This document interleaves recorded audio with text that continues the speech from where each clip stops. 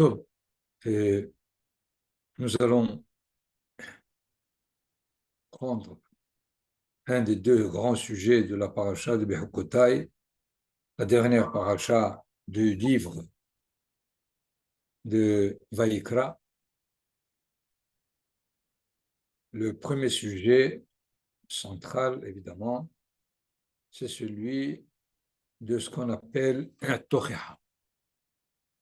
Tocheha, disons, traduisant remontrance, mais ceux qui les appellent la paracha des bénédictions et des malédictions, c'est une tendance d'explication, je l'appellerais populaire, et elle a causé dans différentes communautés des conduites très extrémistes.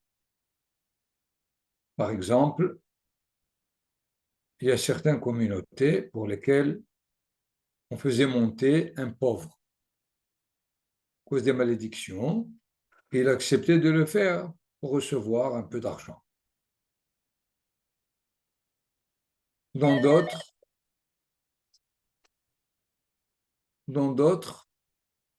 on ne les lisait pas du tout, parce que personne ne voulait monter.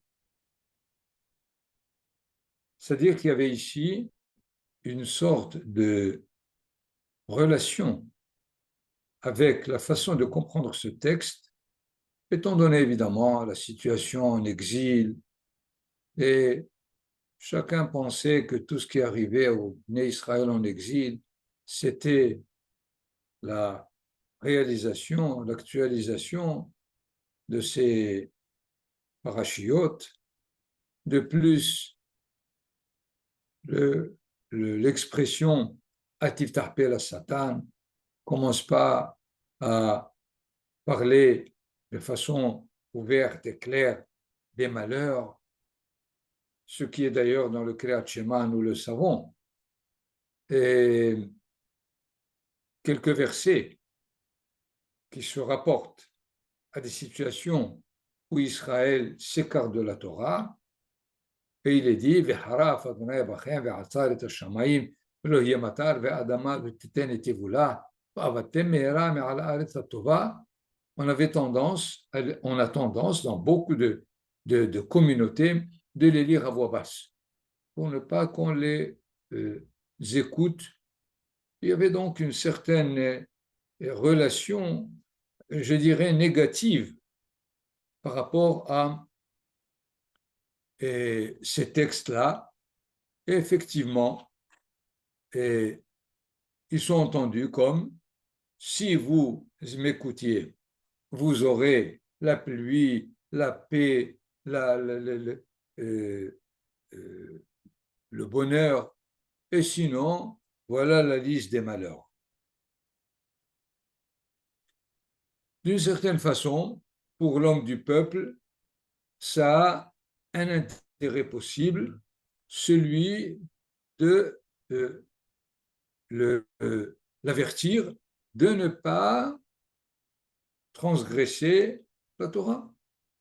Et alors, c'est un peu le fouet, ce qu'on appelle le bâton qui protège l'individu qui n'est pas encore arrivé à comprendre de quoi la Torah parle effectivement, de ne pas faire des transgressions et de réaliser les mitzvot. C'est la première opinion, la première position qui est habituellement connue de l'ensemble des communautés. Mais évidemment, il y a au moins deux lectures, deux autres lectures, et Nathan nous donne le texte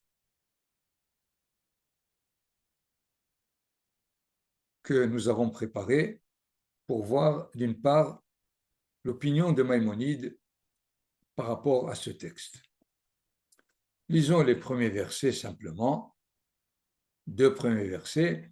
In bechukotai telechu si vous vous conduisez selon mes lois, si vous gardez mes préceptes et les exécutez. Traduction très approximative. Est-ce que les hukot, c'est des lois? Est-ce que les mitzvot, c'est des commandements ou des préceptes? Nous n'allons pas nous attarder pour l'instant dans ces traductions, mais il apparaît que la traduction traduit les versets comme condition. Si vous faites, alors, verset 4, Venatati gishmechem be'itam, venatena aretz yevula, ve'etz hasadeh iten pirio. Je vous donnerai les pluies en leur saison, et la terre livrera son produit, et l'arbre du champ donnera son fruit. J'attirerai votre attention rien que sur un mot. Le texte nous dit Venatati gishmechem be'itam. La traduction devant moi du rabbinat, je vous donnerai les pluies. Or, ce qui est écrit, je vous donnerai vos pluies. Il n'est pas écrit Venatati gshamim beitam, je vous donnerai les pluies, mais il est dit Venatati gishmechem, vos pluies.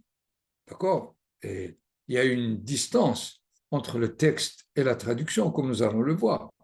Évidemment, les versets qui viennent, verset 6, ונתת שלום בארץ, ושכבתם ואין מחריד, והשבתי חיה רעה מן הארץ, וחרב לא תעבור בארצכם, je ferai régner la paix dans ce pays, et nul n'y troublera votre repos, je ferai disparaître du pays les animaux nuisibles. Hayara'a, pourquoi des animaux nuisibles? C'est une bête sauvage, tout simplement. Et le glaive ne traversera point votre territoire. Et évidemment, tous les versets qui viennent après, j'ai sauté les versets de 6 à 11, qui décrivent une opulence, une prospérité, pas de guerre. A priori, ceux qui disent par rapport aux malédictions, le nombre des malédictions est plus grand que celui des bénédictions. Ici, à peine, tout le texte, c'est 10 versets. Alors que le texte des malédictions, c'est 20-30 versets, on pourrait les compter. Et donc, ils pensent qu'il y a un déséquilibre. Comment ça se fait? La Torah se résume ou se donne juste quelques versets par rapport à ce qui est bénédiction et ce qui est malédiction. Elle en rapporte une liste énorme. C'est sûr que c'est une mauvaise réaction, une mauvaise adresse à ce texte-là de bénédiction et malédiction, et nous allons avoir immédiatement l'avis de Maïmonide sur la façon de comprendre d'abord ce que sont les bénédictions. Maïmonide, dans Ilchot Shuvah, le 9e chapitre, מהו זה שכתוב בכל התורה כולה, אם תשמעו יגיע לכם כך, ואם לא תשמעו יקרה אתכם כך. בכל אותם הדברים בעולם הזה, qu'est-ce qui est écrit dans la Torah? Si vous écoutez, il vous arrivera ceci, et si vous n'écoutez pas, il arrivera autre chose. Et tout ce qui concerne ce monde-ci, Kemo, Sova Vera, la satiété et le Ra'av,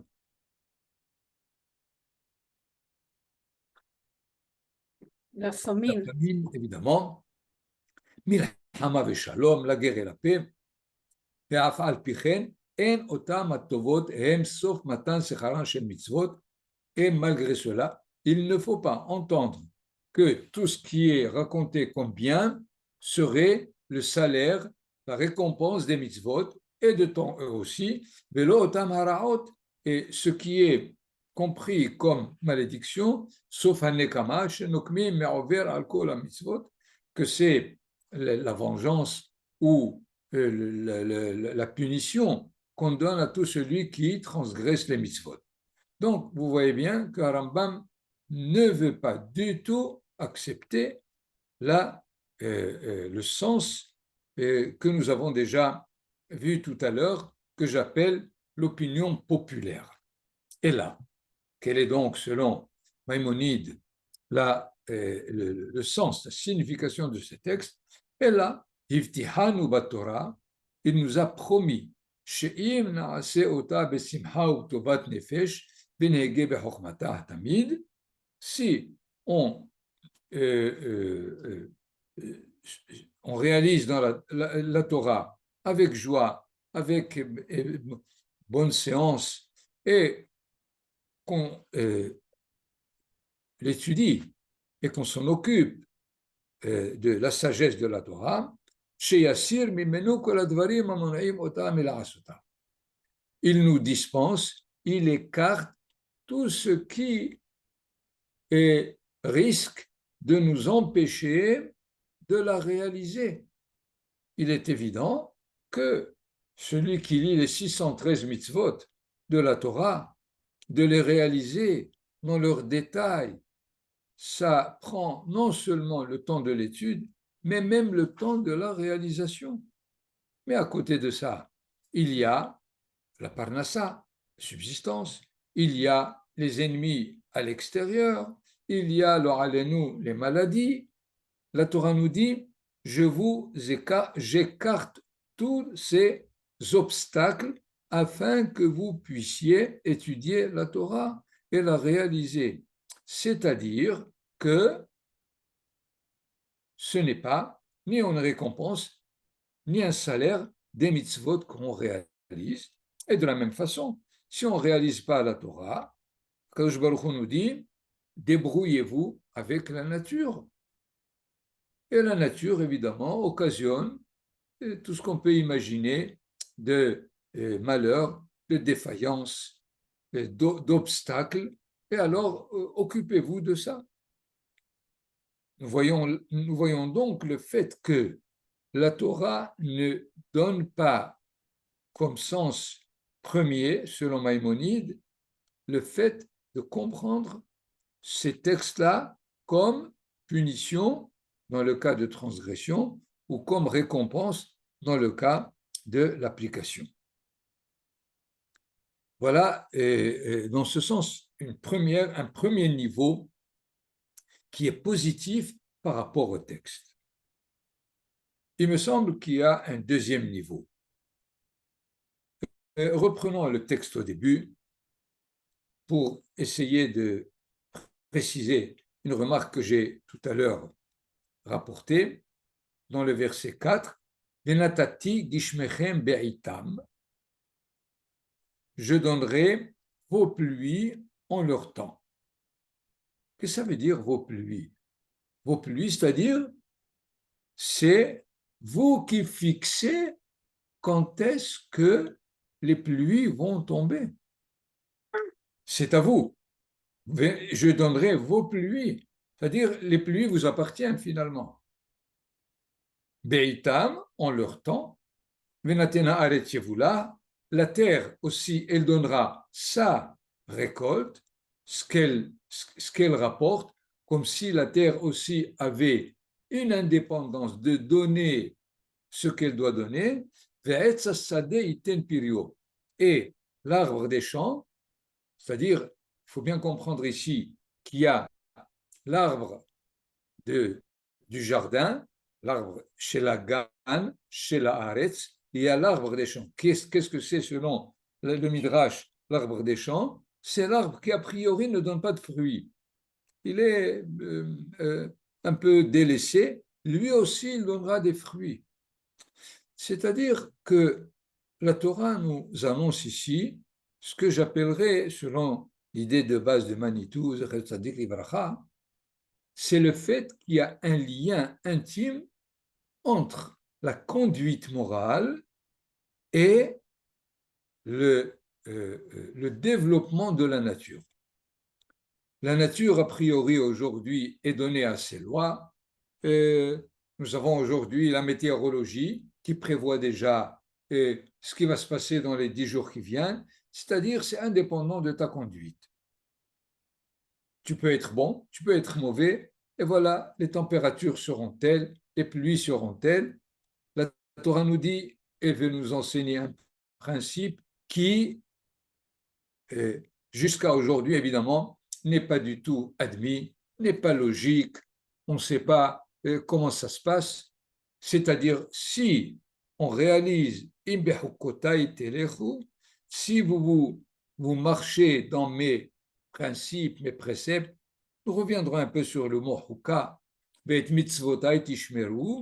et mes, mes commandements, vous garderez, évidemment, il faut les réaliser, ça va de suite. Tout le verset est presque en plus. Il aurait suffi de dire ce n'est pas la peine de continuer. Néanmoins, il y a là un enseignement qui dit que la nature se développe selon votre conduite morale. Et là, évidemment, c'est un deuxième niveau d'étude pour nous dire il n'y a pas une nature qui est donnée à ses lois indépendamment de votre conduite. Et là, évidemment, le texte devient autre chose, puisque il nous enseigne que selon notre conduite, c'est le shalom qui va se développer, c'est le fait que dans le verset 6, Veishbati hayara min haaretz, je cesserai les hashbit, c'est pas faire disparaître, c'est pas les va'er, les hashbit, shvut, shabbat, ça veut dire cesser. Que voudrait ici dire le texte? La bête sauvage cessera d'exister sur la terre. Les Hachamim disent deux possibilités, ou bien elle n'arrivera jamais aux régions habitées, vous ne souffrirez pas du tout de cette bête sauvage. Un deuxième enseignement dit que la sauvagerie des bêtes s'arrêtera, elle cessera. C'est-à-dire les bêtes sauvages deviendront du coup domestiques.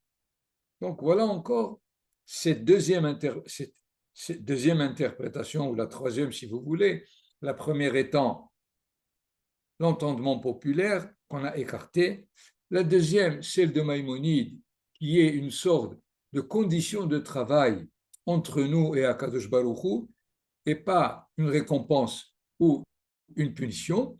Et ici, la troisième possibilité de comprendre ce texte, c'est que notre conduite morale transforme la nature. La terre donne ce qu'elle doit donner, à la limite, elle est positive par rapport à nous, on la rend comme indépendante pour qu'elle donne vraiment ce qu'elle aurait voulu donner. Et à propos des bêtes sauvages, deux opinions, ou bien ils resteront dans leur forêt, ou bien ils cesseront d'être sauvages. Probablement, cela rappelle le texte de Yeshaïa, dans me semble, le chapitre 11, et lorsque les guerres cesseront, Vegar Ze'ev im Keves, le loup pourra cohabiter avec l'agneau, Venamer im Gedi Irbatz, et le tigre sera avec le Gedi, qui est le petit des bêtes, des ovins, et ainsi de suite, et même le serpent pourra jouer avec le bébé. À la limite, les bêtes sauvages perdront leur colère, leur qualité de vouloir et de vouloir déranger, de vouloir et prendre ce qu'ils veulent avec, en faisant des dégâts. Donc, je répète ici pour résumer le fait que notre conduite morale transforme la nature. Évidemment, c'est un enseignement, si on peut dire, des temps messianiques, mais c'est l'enseignement de base de la Torah. Je voudrais appuyer un peu plus ce que je dis là avec la Mishnah du chapitre 5 des Pirkei Avot et de ce Shabbat qu'on va lire aussi en parallèle avec la paracha, qui est Asara Nisim Naasu la'avotenu bevet hamikdash. Nathan, donne-nous le texte un peu plus bas. Voilà, non. On remonte un peu, voilà. Asara Nisim Naasu la'avotenu bevet hamikdash. 10 miracles et se réaliser pour nos ancêtres dans le Beth Amikdash. Quels sont ces miracles? Lohipila Isha Mereach Besara Kodesh. Une femme qui était enceinte et elle n'avortait pas à cause du bon parfum de Alaesh, du Meshoui qu'il y avait au Beth Amikdash. Puisque nous savons qu'il y avait beaucoup de sacrifices qui étaient consommables. On pouvait les consommer ou bien grillés ou bien cuits, et donc, comme il y avait des fois beaucoup de sacrifices, et il diffusait évidemment le parfum de ce qui est un bon steak qui est grillé. Et alors, il y avait un risque que les femmes qui étaient aux alentours du Beth Amikdash étaient enceintes, ils auraient envie. Et s'ils ont envie, il faut le leur donner. Parce que même le jour de Kippour, si une femme enceinte risque de s'évanouir à cause du jeûne, on lui donne à manger immédiatement. Le jour de Kippour, c'est karet, c'est très grave, et malgré cela, on leur donne. Certainement qu'on devrait leur donner aussi à consommer le sacrifice. Non, c'est que aucune femme, malgré le parfum des sacrifices, n'avait envie au point où elle risquait d'avorter. C'est un miracle. Allons-y au deuxième miracle intéressant, le Hisriya Besar HaKodesh Me'olam. Il y avait des sacrifices qu'on consommait pendant 2 jours. Les shlamim, les shneamim, velayla ehad. Et lorsque c'est l'été, évidemment, le risque était que la viande du sacrifice est pourrisse, et voilà que ce qui se passait, c'est que jamais, il n'y a jamais eu la possibilité de la viande des sacrifices de pourrir. Donc, miracle. En plus, troisième, vous lirez les autres, on ne voyait jamais une mouche dans les magasins de viande, puisqu'il y avait beaucoup de viande, alors il y avait à côté, là où on pouvait les emmagasiner, il n'y avait pas de frigidaire, il n'y avait pas pour pouvoir les conserver. Eh bien, la viande des sacrifices ne s'est jamais dégradée. Et les Hachamim appellent ça Nissim, des miracles. Et comment on peut comprendre le mot miracle quand il s'agit de phénomènes à la limite presque naturels? Bon, ce n'est pas toutes les femmes qui ont envie de manger de la viande des corbanotes. Alors, ça n'arrivait pas, oui ou non, mais c'est que ça n'arrivait jamais. C'était à la limite une sorte de situation extrême. ou pour lesquels les Hachamim appelaient ça le miracle. Prenons aussi le fait de Velo Kibu Geshamim Eshel Atzeh HaMa'aracha. Vous savez que l'autel des sacrifices était à ciel ouvert. C'est pas comme le candélabre, la table des pains et l'autel de l'encens, ils étaient à l'intérieur d'une enceinte fermée. Mais l'autel des sacrifices était dehors. Et alors, il fallait consumer les holocaustes, mais un jour de pluie risquait d'éteindre les feux. Une bonne pluie, alors les Hachamim nous disent Lo kibu geshamim eshel atzeh ha'ma'aracha. Les pluies n'arrivaient pas à éteindre les feux qui étaient sur l'autel. Miracle. D'accord? C'est évidemment une première approche des textes. Moi, je propose une autre approche à la lumière de ce qu'on a dit du troisième opinion du texte lui-même et de notre paracha. À la limite, l'eau et le feu, chacun risque d'éliminer l'autre.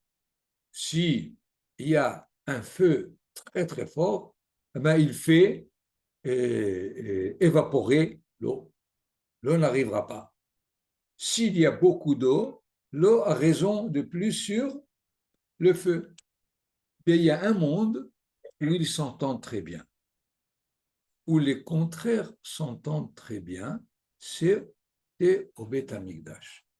À la limite, le Beth Amikdash était le modèle d'une nature équilibrée qui n'est pas en train d'établir des luttes entre les différentes forces, entre le feu et l'eau. Nous avons aussi l'eau nitseha haruach et amud et ashan. Il y avait évidemment une colonne de fumée qui montait de l'autel, et quand il y a du vent, a priori, la fumée se disperse. Non, la fumée continuait sa montée droite malgré le vent. C'est-à-dire, là encore, alors que le vent, dans notre vie, dans notre réalité, disperse les nuages, disperse tout ce qu'il y a comme vapeur, là, il ne le faisait pas. Donc, que veulent dire les Hachamim dans cette Mishnah? Évidemment, par rapport à la réalité habituelle, ça paraît des miracles. Mais ça se passait dans des situations qui, par ailleurs, pouvaient statistiquement se passer. Non. Dans le Beth Amikdash, ils étaient constamment réalisés, c'est-à-dire, Hachamim nous disent, le Beth Amikdash était ce coin où, à cause de la réalité de la Kedusha, les forces de la nature s'entendaient ensemble. Il n'y avait pas une nature qui était violente,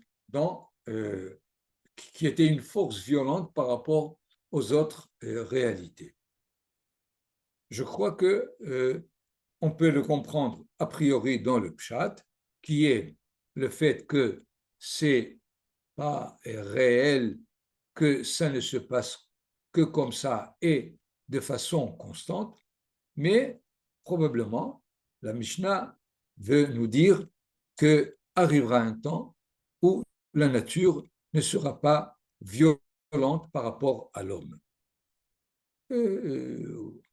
Si vous voulez, on peut continuer pour voir ce que les Hachamim donnent, qui a priori peuvent nous paraître très minimes, mais nous avons les deux derniers. Lo hizikna hashve akrav birushalayim me'olam. Voyez ici, tout à l'heure, nous avons Bamikdash. Les 8 sont entièrement dans le Beth Amikdash. Mais les 2 derniers, Lohizik, Nahash, Ve'akrav, Birushalayim, Me'olam. Que ce soit le serpent ou le scorpion, ne pouvaient même faire peur aux habitants de Yerushalayim. C'est-à-dire comme si Yerushalayim devenait elle-même Mikdash. Velo amar adam lahavero, tsar li hamakom she'alin birushalayim. Vous vous rendez compte, et Ratson, si on arrive un jour de voir le Beth Amikdash et les fêtes que tous les Bnei Israël montent ici, Yerushalayim peut contenir 1 million aujourd'hui, mais s'il y a 2 millions, 3 millions qui arrivent, comment on fait? Non. Lo amar adam lahavero, tsar li hamakom she'alin birushalayim. Il y a de la place pour tout le monde. Qu'est-ce qui se passe? Dilatation de l'espace. Comment est-ce qu'on peut comprendre? Mais les Hachamim veulent nous enseigner que à un certain niveau, c'est-à-dire lorsqu'il y a un Beth Amikdash qui est vraiment, qui répond à sa vraie définition, même la nature se trouve transformée. Et de là, en revenant au texte de la Torah, par exemple, on peut expliquer un verset qui paraît un peu difficile. Nathan, redonne-nous le texte lui-même. Voilà, et un peu plus. Vous avez au verset 11. Venatati mishkani betochechem, velo tigaal nafshi etchem. Traduction, que vous ayez un peu aidé. Je fixerai ma résidence au milieu de vous, et mon esprit, nafshi, mon esprit, oulai, ne se lassera point d'être avec vous. Ne se lassera point d'être avec vous. C'est pour traduire l'otigaal, l'igrol, goal nefesh, hagala, ça veut dire mon âme ne sera pas, ne donnera pas le fait que je vous rejette, puisque la hagala qu'on fait à Pessah, quel est son but? D'extirper le goût du hametz, ou quand c'est une marmite qui a été bassari et on a mis du lait là-dedans, il faut faire hagala pour extirper. Et c'est ça, l'otigaal nafshi etrem. C'est un peu difficile. Qu'est-ce que la Torah nous apprend ici? Que Hazve Halila, Akadosh Baruch Hu, ne nous rejettera pas. Il me semble que là, nous revenons à ce qui s'est passé, par exemple, le premier jour de l'inauguration du Mishkan. Vous vous rappelez, qu'est-ce qu'il y avait comme catastrophe? Nadav et Avihu. Nadav et Avihu, ils se sont conduits de telle façon qu'ils étaient rejetés. Et alors, la Torah nous dit, soyez tranquilles, Venatati mishkani betochechem, c'est-à-dire, Ve'asuli migdash ve'shachanti betocham, et il n'arrivera pas, hasve halila, ce qui est arrivé à Nadav et Avihu, ou à tous ceux qui n'ont pas su comment cohabiter avec la Shrina. Les Hachamim nous disent, comme dernier verset, nous sommes là au niveau de plusieurs versets qui nous préparent les hâtes à cette situation que nous ne serons pas inquiets du fait que, Kaviachol, on risque d'être rejeté à l'approche de la Shrina. Et même le verset d'après, beaucoup plus, c'est pas seulement Venatati Mishkani Betochechem, c'est pas seulement le Mishkan, l'endroit, mais Veit halachti Betochechem. Je serai parmi vous, partout dans la rue. Vehaiti lachem l'Elohim ve'atem tihu li le'am. Je serai votre divinité et vous serez mon peuple. C'est-à-dire, c'est pas comme le verset 11 qui se rapporte uniquement à un point, un coin du Mishkan, mais ça va devenir beaucoup plus généralisé au niveau de tout Yerushalayim, peut-être de tout Eretz Israël. C'est probablement le sens du Midrash peut-être que vous avez entendu, Atida Yerushalayim Leitpashet ad Damesek, que Yerushalayim va s'étendre jusqu'à Damas. Ça veut dire quoi? Il me semble que c'est à travers ce verset qui nous dit que le fait de sentir la présence de la Shrina va se retrouver dans tout Israël jusqu'à la limite de la frontière qui était celle, évidemment, des deux tribus ennemies qui étaient à l'est du Jourdain et qui arrivaient jusqu'à Damas comme limite. Le dernier verset, évidemment, beaucoup plus central, et beaucoup de commentateurs n'ont pas compris de quoi il s'agit effectivement. Ani Adonai Elohechem, asher hotzeti etchem me'eretz Mitzrayim. Une déclaration qui, à la limite, et nous l'avons entendu déjà aux 10 commandements, je suis l'Éternel, votre Dieu, qui vous ai fait sortir du pays d'Égypte, Mihyot lahem avadim, pour que vous n'y fussiez plus esclaves. Ça va de soi, non? Mais, Vaeshbor motot olechem, j'ai brisé les barres de votre joug. Qu'est-ce que c'est briser les barres de votre joug? Vaolech etchem komemiyut, et je vous ai fait marcher la tête haute. Il n'y a pas ici de tête, c'est probablement la stature elle-même, une stature qui est droite. Komemiyut, les Haramim disent pourquoi deux mêmes, comme s'il y avait deux statures doubles, qui est la stature physique et la stature spirituelle. La stature nationale et la stature divine elle-même, c'est-à-dire on accédera aux deux niveaux que les Hachamim traduisent d'une autre manière, Mashiach ben Yosef, Mashiach ben David. C'est-à-dire, on aura acquis finalement le but de la stature d'Israël et dans la réalité. Vaeshbor motot olechem, je vous donnerai ici une des interprétations de ce couple de mots. Ol, c'est le joug. Mais le joug a besoin d'une barre pour que on mette sur le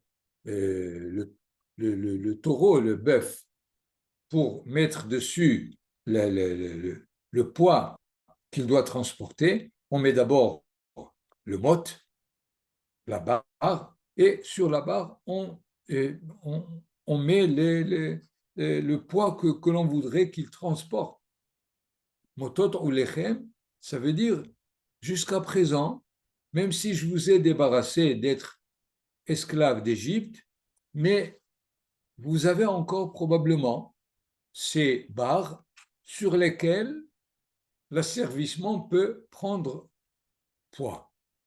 Alors, je casserai même ces barres pour que vraiment tout asservissement cessera de vous. Nous voyons que 10 versets, 11 versets des bénédictions contiennent une somme presque infinie par rapport au texte de ce qu'on appelle les malédictions. Le fait de détailler les malédictions, c'est-à-dire c'est cela et pas plus. Et de plus, d'ailleurs, surtout dans la paracha de Bechukotai, nous avons conversé Zacharti et Beriti Yaakov, fait Beriti Abraham Yitzhak, Beriti Abraham Eskor, Ve'aretz Eskor, et il y a des versets qui disent, malgré tout ce que je vous ai dit, nous reviendrons, on se rappellera, on se remettra dans l'alliance qui était première.